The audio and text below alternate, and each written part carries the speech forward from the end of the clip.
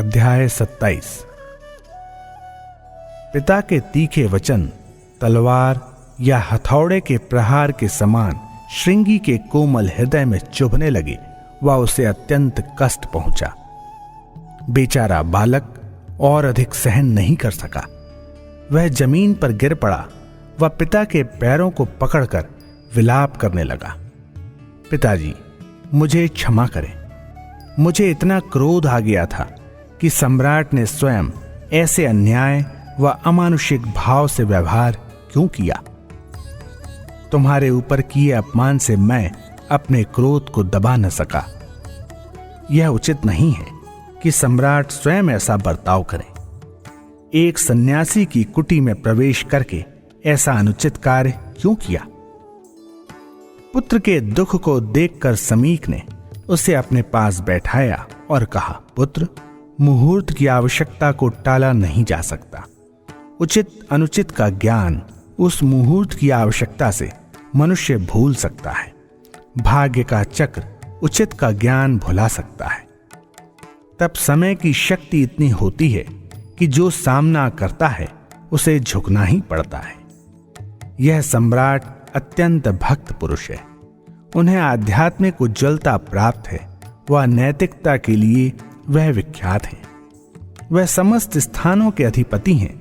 वह तीनों जगत में उनकी ख्याति फैली है। सर्वदा उनकी सेवा में विश्वासी मन व मनुष्य रहते हैं। जब वह प्रासाद के बाहर जाते हैं तो हजारों रक्षकगण साथ रहते हैं। वह हाथ जोड़े उनकी ओर दृष्टि रखकर खड़े रहते हैं ताकि उनके संतोष के अनुसार कार्य कर उनकी प्रशंसा पा सकें।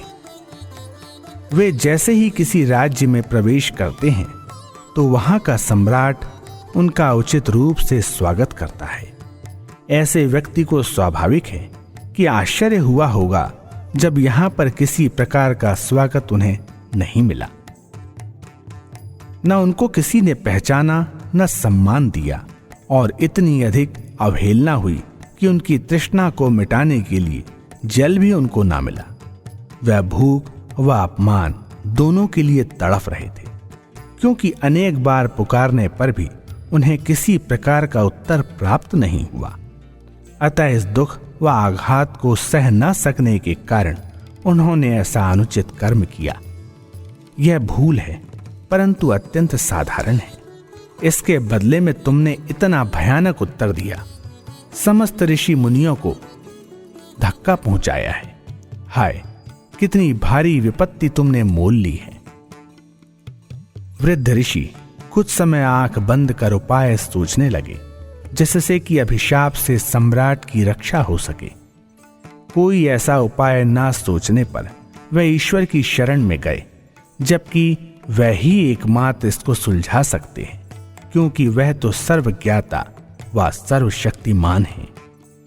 उन्होंने पूर्ण हृदय से प्रार्थना की, हे समस्त जगत के सहारे, यह छोटा बालक जो उचित अनुचित ज्ञान से रहित है, इसे कर्तव्य की भावना का ज्ञान नहीं है।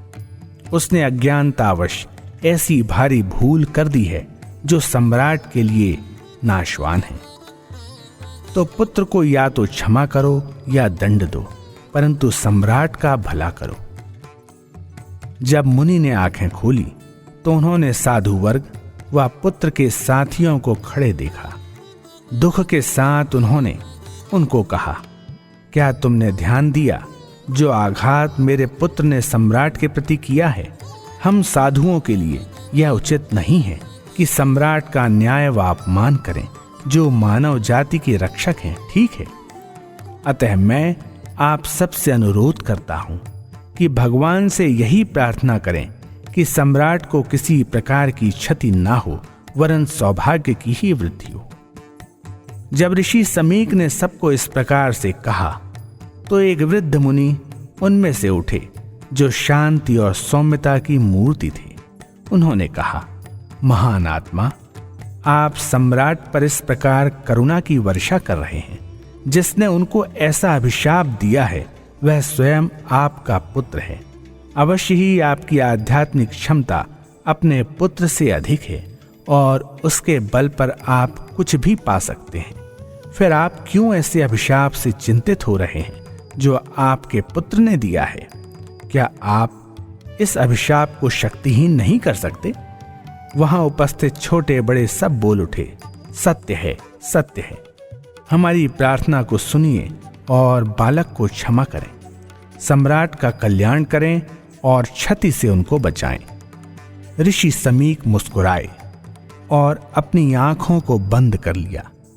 उन्होंने अपनी आंतरिक यौगिक दृष्टि से सम्राट के भूत व भविष्य को देखा और सोचा कि क्या उनका यह वर्तमान उनके भूत से प्रभावित हो रहा है या भविष्य से। उन्होंने देखा कि परीक्षित के भाग्य में है कि सर्प तक्षक के विष से उसकी मृत्यु होगी। उनको यह प्रतीत हुआ कि उनको इस अवश्यंभावी से बचाना भाग्य के विपरीत जाना था। उन्होंने यह भी ज्ञात किया कि सम्राट का वैसा व्यवहार और पुत्र का वह प्रतिवाद, यह सब उसी भाग्य का खेल था। उन्होंने अंत में यही सोचा कि केवल ईश्वर, जो एकमात्र समस्त के रचयिता हैं, घटनाओं को सुधार सकते हैं। उनकी ओर से किसी प्रकार की प्रचेष्टा करना केवल अहंकार दिखाना ही होगा। वह जानते थे कि अहंकार ऋषियों का महान शत्रु है, परंतु फिर भी उन्होंने इसको नष्ट करने के लिए संपूर्ण क्षमता नहीं लगाई। उन्होंने अपनी स्वल्प प्रचेष्टा से यही विचार किया कि किस प्रकार सम्राट की सहायता करेंगे। उन्होंने आंखें खोलकर चारों ओर देखा। अपने शिष्यों में एक बुद्धिमान शिष्य को चुने। अंत में एक शिष्य को बुलाया और कहा, तुमको अभी हस्तिनापुर जाना है और लौटना है। यात्रा के लिए तैयार हो जाओ और मेरे पास आओ। शिष्य ने उत्तर दिया, मैं आपके आदेश पालन के लिए सर्वदा तैयार हूं। मुझे यात्रा के लिए क्या करना है? मैं तैयार हूं और इसी क्षण जा सकता हूं। मुझसे कहिए कि क्या करना है। यह कहते हुए वह गुरु के पैरों पर गिर पड़ा और अपनी सेवाएं अर्पित की। ऋषि अपने स्थान से उठे और शिष्य को अंदर ले गए। उन्होंने उसे वे सारी बातें समझाईं जो सम्राट से कहनी थी। तब शिष्य ने उनको प्रणाम करके राजधानी की ओर प्रस्थान किया। इतने में राजा अपने प्रासाद को लौटे और थोड़े से विश्राम के पश्चात जब उठे, तब आश्रम में उन्होंने अपने उस भूल से किए जाने वाले कार्य को सोचा। हाय, मेरे मन ने कितना निम्न कार्य किया है। यह कितना भयंकर अपराध है कि मैं जो हूं एक ऋषि का इस प्रकार अपमान करूं। अपने मन ही मन वह विलाप करने लगे। मैं कैसे इस भूल को सुधारूं? क्या मैं उस आश्रम में जाऊं और उनसे क्षमा मांगूं, या अपने को उस भूल के अपराध के दंड के लिए तत्पर करूं? मेरा क्या कर्तव्य है? अपने मन में ही वे उत्तर ढूंढने की चेष्टा करने लगे। उसी समय एक द्वारपाल आया और हाथ जोड़कर खड़ा हो गया। उन्होंने उसके आने का कारण पूछा। उस व्यक्ति ने कहा, किसी आश्रम का एक शिष्य आया है और आपकी आज्ञा की प्रतीक्षा में है। वह कहता है कि उसे ऋषि समीक ने भेजा है। वह यह भी कहता है कि उसका संदेश अत्यंत आवश्यक और प्रयोजनीय है। वह अत्यंत शीघ्रता में है। मैं आपके आदेश की प्रतीक्षा में हूं।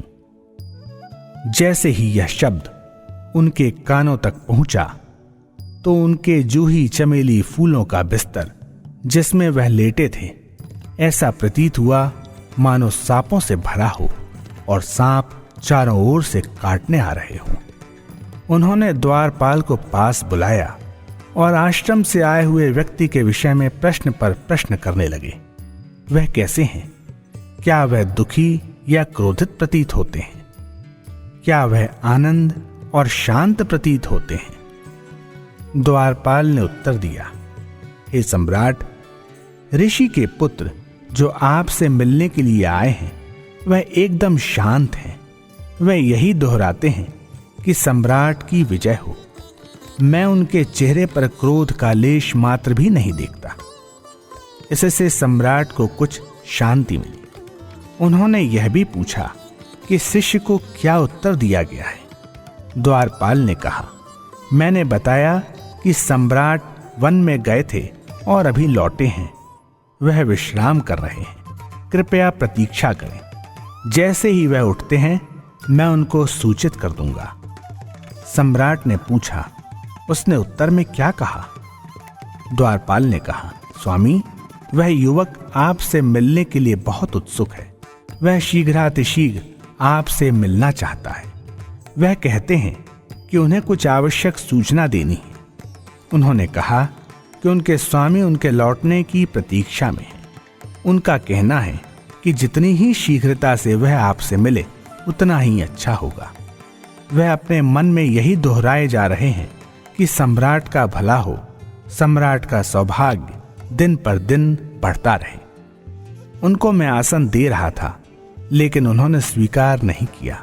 वह द्वार पर खड़े हैं और हर पल गिन रहे हैं। सम्राट की आंखों में आनंद के आंसू आ गए। उन्हें पोंछकर वह द्वार की ओर दौड़े। न उन्होंने राजकीय पोशाक पहनी, न जूते पहने।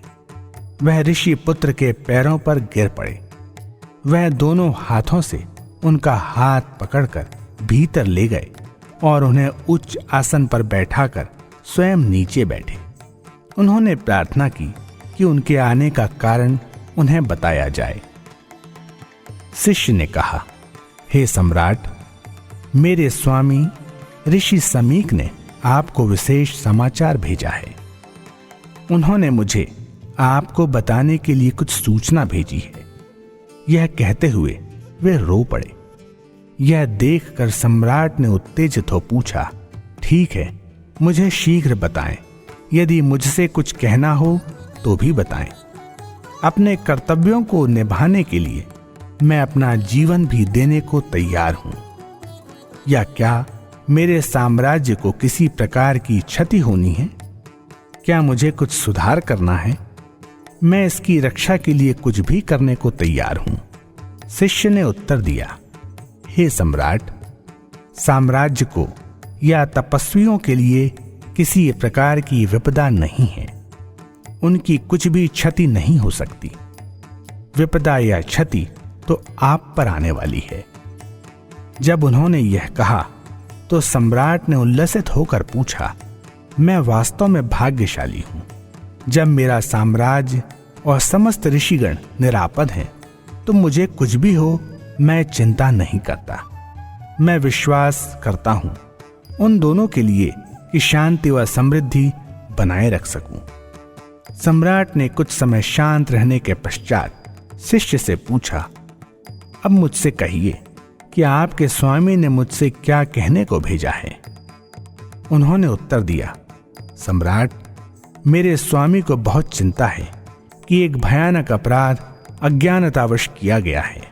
मुझे भेजने का उनका मुख्य उद्देश्य यही है। इसे सुनकर परीक्षित अत्यंत चिंतित हो गए। उन्होंने पूछा, क्या भूल है? मुझे बताइए, किसने ऐसा किया? इस प्रकार से उन्होंने प्रार्थना की।